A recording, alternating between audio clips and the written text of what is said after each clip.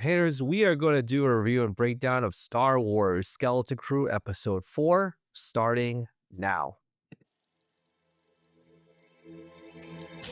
Welcome to the Nerd Social. I am Colin. So, the title of Episode 4 is Can't Say I Remember No at Attin, which has been repeated by a favorite lovable droid in this series. It is written by Christopher Ford and John Watts and directed by Daniel Kwan and Daniel Scheinert, aptly known as the Daniels. The spoiler-free logline of this episode is our heroes face a surprise in a familiar setting. So my spoiler-free thoughts on this episode is that it's a tamer take on Lord of the Flies. This episode is directed by the Daniels, who are famous for Everything Everywhere All at Once, the Oscar-winning multiverse movie that came out in 2022. Personally, I was very interested to find out what they were going to do in the Star Wars universe. I continue to love Neil. He is very honest about himself, non-violent and kind. Plus, he wins the affection of a new character in this episode. He reminds me a lot of Samwise Gamgee from Lord of the Rings. Just a very dependable, reliable, and responsible friend to all the people that are involved in this story. The story itself is very well constructed. There is a progression and a payoff at the end of the episode, even though the bigger mystery of how to get home is still out there for our heroes. And this episode continues the momentum that John Watts had set up in the first 3 episodes. The Daniels really didn't do anything, I think, that was groundbreaking. They were more like stewards to the whole story that Ford and Watts had already built up. In terms of rating, I would give this episode an 8 out of 10, which is a road trip. The kids continue to not be annoying, which is a very good, important thing to have because there are many properties in which kids can be annoying. There is a fine line between something that's very annoying and something that's very endearing. They've hit the notes on this very well, so I really applaud John Watts and Christopher Ford for knowing what that line is and to not be too kiddie with the content so that even adults can enjoy it. So those are my spoiler-free thoughts. If you would like to hear more about Star Wars Skeleton Crew and other content we put out there, please like, share, subscribe for more. We really appreciate your support, and we are growing as a channel, so we would like to thank a lot of our followers on all of our social media platforms, giving your thoughts on the stuff that we love so much in this nerd space. So without further ado, we have spoilers ahead.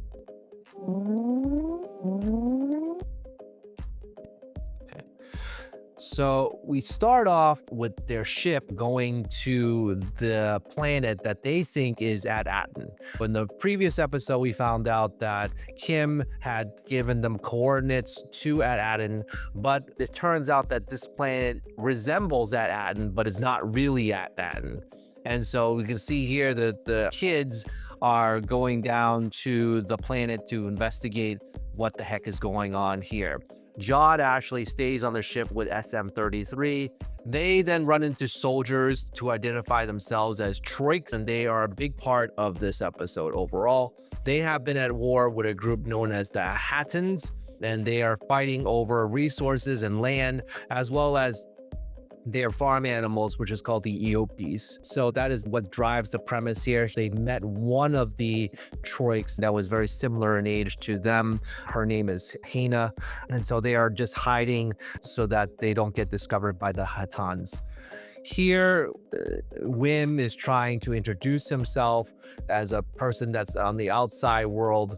It's very surprising that they didn't get to have a lot of threatening things. It's almost as though they are at the line of being threatened but never ever cross that line, because again, this is a show that's geared towards kids, so there's not going to be a lot of peril and danger that's going to happen in, say, another Star Wars property like Andor. Andor is definitely much more adult. This is definitely targeting another demographic. We then get to see that Hina has her father's name is General Strix, and he pretty much is the leader of the Troiks and the supreme ruler. He says a very interesting line where the kids are almost the equals of the adults.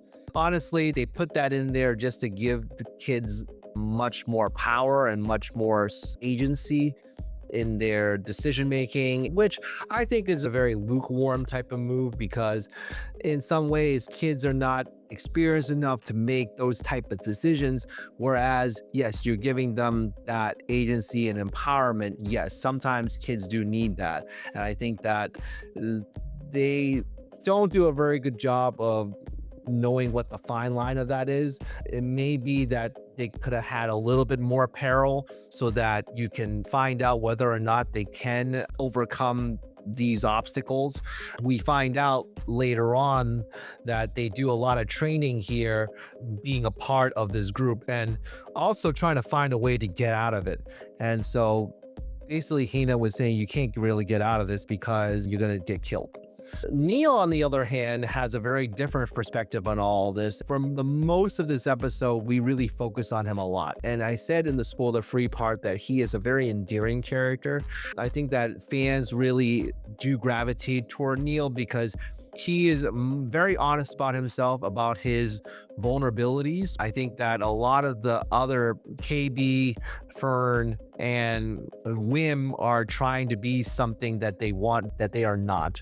And they have a lot of aspirations and ambitions to become more than who they are, maybe even to the point of not being true to oneself. Whereas I think Neil does a very good job of being true to himself and showing that vulnerability, in which Hina has really gravitated towards and really find it very amusing at first, but then realize later on in this episode that it is a very good quality to have. And we also see the different dynamics between the two, of Hina being in a war environment, whereas Neil has always been in a sheltered, peaceful type of environment. So we can see the duality of their lives based on their circumstances of sister planets, which was very interesting.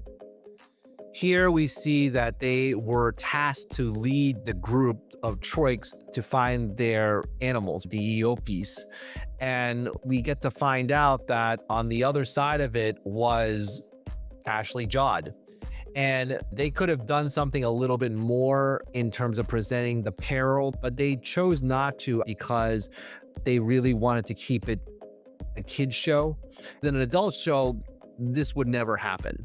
One of them would probably be seriously hurt or wounded or even have died. But in this case, Jod was the one that was able to save him, and Jod was the one in the background that made the deal with the Hattans to make sure that the Eopes come back to the Troiks, but also he bought them their freedom as well. So Hina and Neil had a very tender moment, and hopefully they get to see each other again in the future because Hina's not going with them. And so it's very touching to see that they connected in such a deeper level. And toward the end of the episode, we find out that there's a big reveal. And this is what I was mentioning in the spoiler-free part, where there is always some sort of small mystery that is within each episode. And then the big mystery is moved along in a very steady pace. The small mystery that we find out here is that SM-33 was the one that was responsible for wiping out the coordinates of Attin, and the other planets had coordinates except for Attin. There was also a nice scene where Fern was a bit frustrated, but then she was able to solve the problem of ordering SM-33 to reveal the location of Attin, which causes SM-33 to rebel against the information and try to kill the individuals that are involved. Neil had a very nice, brave moment at the end where he saved the three of them with the help of Jod, who was able to shut him off. And then Neil fainted after that. So that was pretty much the end of the episode, where, again, Neil was a very big part of it, and I really did appreciate the emphasis on him and all of his good qualities. Those are my thoughts about Star Wars Skeleton Crew Episode 4. We would like to hear what you have to say about this episode. So please comment down below, like, share, subscribe for more content like this, and we will see you in the next one. All right. Take care, everybody.